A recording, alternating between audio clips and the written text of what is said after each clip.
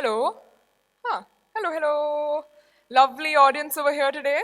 Thank you for coming to the school to listen to us. Thank you so much. So, to start off, I have a question for all of you. What do coastal waters, World War II, and the Hubble crop Bajra have in common? Pearls. Coastal waters house oysters that create pearls. A turning point in World War II was the Pearl Harbor attack. And Bajra is what we call in English pearl millets. Pearls, as we know, are rare, precious, and formed through the constant irritation of the oyster. Imagine for a moment the experience of an oyster. As Manisha ma'am rightly highlighted, one day something invades its shell. A small parasite or a grain of sand. It's an irritant, an unwelcome force it has no control over. But rather than succumbing to it, the oyster responds by coating this irritant in layers upon layers of nacre, eventually forming a beautiful, lustrous pearl. The oyster is simply doing what it can to cope, to survive. But in doing so, it inadvertently creates something the world considers beautiful. Now, let's imagine the situation in human terms. Imagine you're walking down the street, minding your own business, when someone just shoves you. Of course, you're hurt, maybe even a bit angry. You might yell at the person, but then you brush it off and move on with the rest of your day. Time heals, and just as the wound is about to heal completely, someone comes along and decides to peel it right off. Why? To wear it as jewelry. Now that's horrifying, to say the least. Yet, in a metaphorical sense, this is precisely what we do with art. We admire the beauty in it, not realizing it often comes from a place of hardship, pain, or loss. Artists, like the oyster, create something from the discomfort life throws at them. And society has built entire industries around it. The pearl industry alone is valued at over $13 billion. But I would argue that the fields of dance, literature, music, art, and film are worth much, much more, and also one that has deeply enriched human experience and connection across time. What makes us value the beautiful products of someone's resilience, yet often overlook the value of nurturing creativity itself? When life pushes us down, some whine, some complain, but a few choose to do something different. They write, they paint, they dance, and they sing. They take life's irritants and turn them into something that shines. Javed Akhtar once said, art is the vocal cord of society. And I completely agree. Art is how we express our shared experiences and how we connect on a level that transcends words and logic. Yet, I sometimes worry, is this voice fading? Is our society, in a way, becoming mute? Is it because of this unspoken rule that says the arts are not serious enough and are not a stable enough career option? As an actor, dancer, and musician myself, I sometimes feel like an outsider. Most of my friends are working towards examinations like JEE, NEET, or UPSC. They're preparing to become doctors, engineers, and IAS officers. And most of them, believe it or not, enjoy creative pursuits. They play an instrument, they sketch, they write poetry. But for most, these are side hobbies and not career options. Maybe they feel they don't have a choice. Perhaps they face parental pressure, an abba nahi manenge situation. Or maybe it's a sign of something deeper. A systemic thinking that prioritizes STEM subjects while sidelining the arts. Now, to be clear, I am in no way diminishing the importance of science, technology, engineering, and maths. In fact, science and mathematics were among my favorite subjects in school, and I performed exceedingly well in these subjects in my board examinations. Surprisingly, even better than some of my friends who chose to take up science. But having said that, science is crucial. It is the reason why so many of us are here today, why we're healthy, why we have the technology to be staring at this giant wall of light. Science is foundational. It has saved countless lives and driven society forward. But if science is what allows us to live, then art gives us a reason to live. If science gives us medicine, art gives us healing. If science puts food on the table, art feeds the soul. The oyster itself is indeed a delicacy, but the pearl is what an oyster is known for.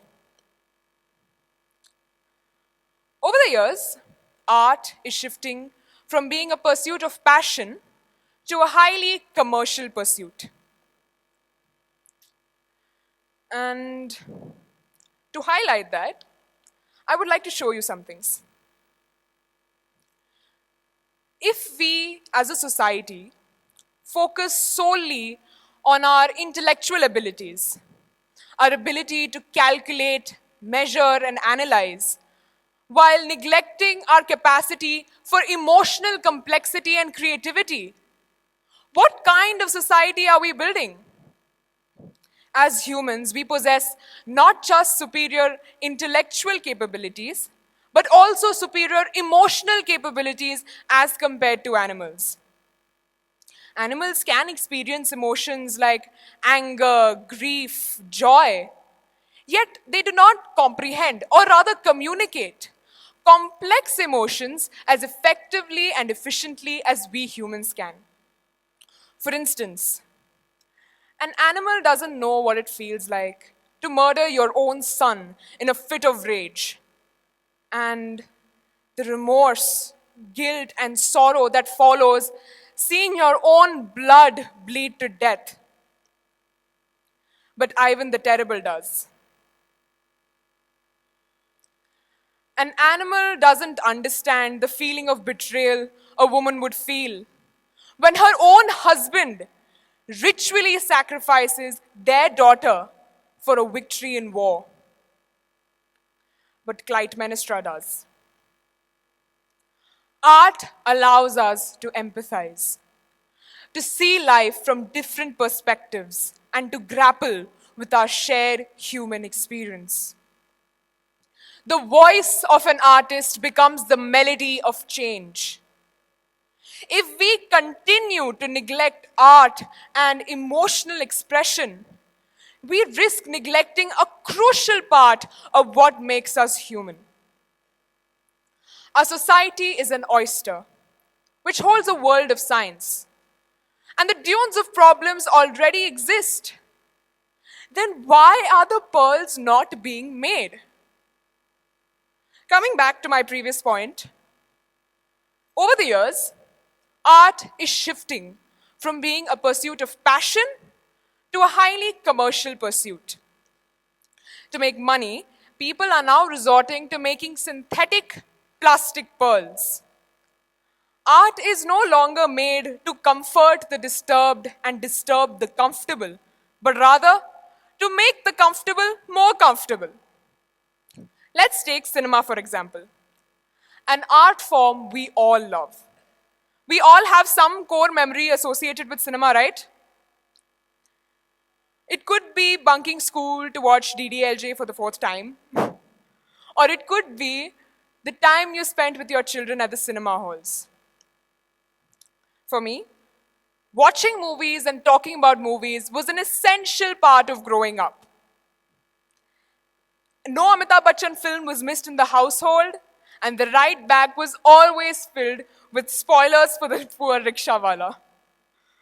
Going to the theater was an event. But now we all think, why bother?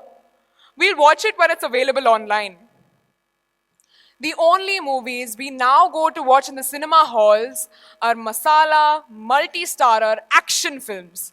And that too bad ones, with only animal-like violence and no actual food for thought. Now, there's nothing wrong with watching such movies where you leave your brain at home. I also enjoy watching them. But the problem lies in the fact that these are the only movies that get collections in the box office and turn out to become hits. While movies like Kennedy, which get standing ovations in the international circles, have to struggle to get distributors to get even a release back home. Movies are now made with a set formula. If something works, you'll find a wave of movies on the same lines. If an extremely violent action movie becomes a hit, then more will be released. If some series about an entrance exam gets praise, then all the entrance exams will be attempted. Creativity is seen as a risk in a field based on art. Isn't that ironic? And not just in cinema, but in music too. Music has been reduced to mere audience grabbers in cinema. The music is now designed in such a manner that it can be fit into a 1-minute reel worthy of your time. Due to this, a lot of the music now sounds the same, employing the same beats but at different tempos. Remixes are now the trend, and experimentation is too risky. In all the dance reality shows, the dance is slowly being replaced with gymnastics and acrobatics. The contestants' talent is laced with a sob story to ensure increased TRPs. Just because once upon a time, a genuine sob story worked. In art, oh, pardon me, there has been some glitch. Never mind, you'll have to see dance only for now. Okay. In art, the art that we saw in the previous slides, they made people feel something. But now, artwork has been reduced to a price tag to be displayed on one's wall to show the world how rich one is. Due to which, art went from masterpieces of intricate detail to doodles with mops. If we want pearls, if we want a society that values beauty, resilience, and connection, we must create conditions for art to flourish. We should first inculcate a culture of appreciating art, consuming art that challenges societal expectations and truly comforts the disturbed and disturbs the comfortable. Not just watching movies and listening to music for entertainment, but for enrichment of the soul as well. We have to make a choice. Let's not encourage these formulated works. It is our responsibility as audiences to create an environment, to create a conducive environment for good art and not discourage unconventional thinking.